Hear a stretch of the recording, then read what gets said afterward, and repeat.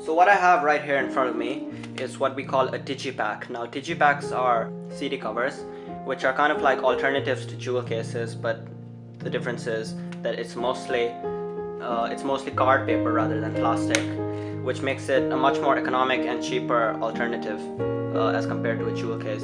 Now this one right here, this is a 4-panel digipack, but this usually varies, as sometimes you can get 6 panels or even up to 8 panels in digipacks.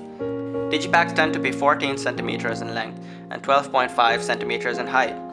Down the middle we have a spine, which is about 0.6 centimeters, and the whole thing unfolds to be about 28.5 centimeters in length.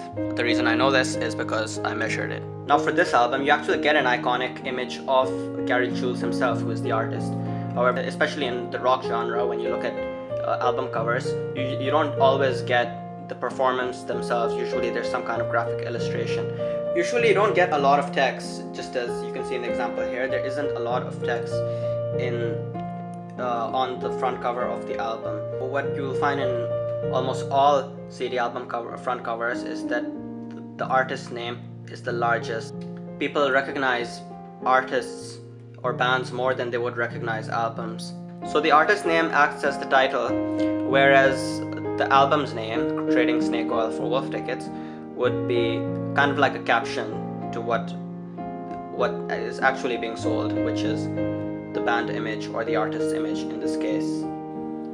So if we were to open up our digipack, we are introduced to 2 new panels.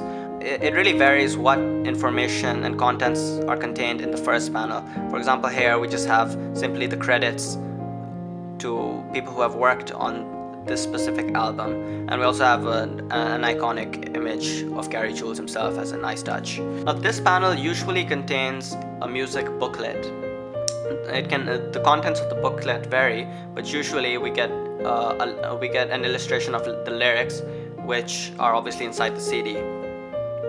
Now the way that the booklet slides in varies. You can get it from sliding in from the outside, the inside, the top, or even get a little like a slit which acts like a pouch where you just tuck the booklet right in.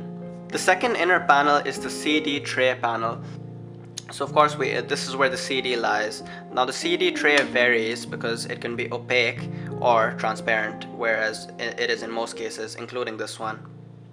Even though it is transparent, we still get a very simple background image for the CD to lie over, and this background image is what acts as the 4th printable panel.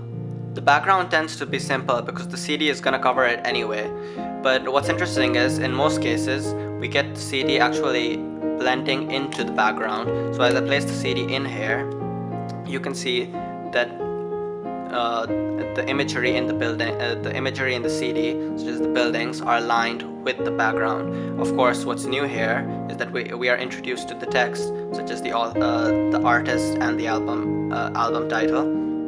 We also have some institutional information, and of course all of this would be hidden if it were to be printed on the background. And finally we have the back of the digipack.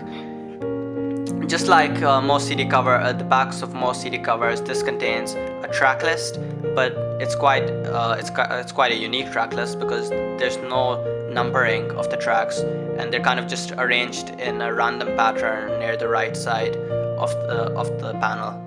So this tells us that the conventions of track listing can be broken in certain cases.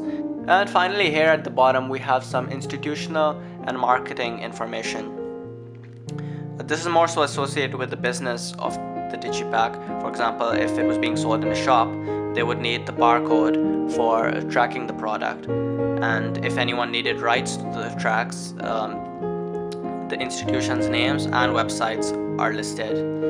Here we have the catalog number of the album, and we're also given some information about where it was made and the label code, and all of this information again is more to do with the business of selling this particular album. Thank you for watching.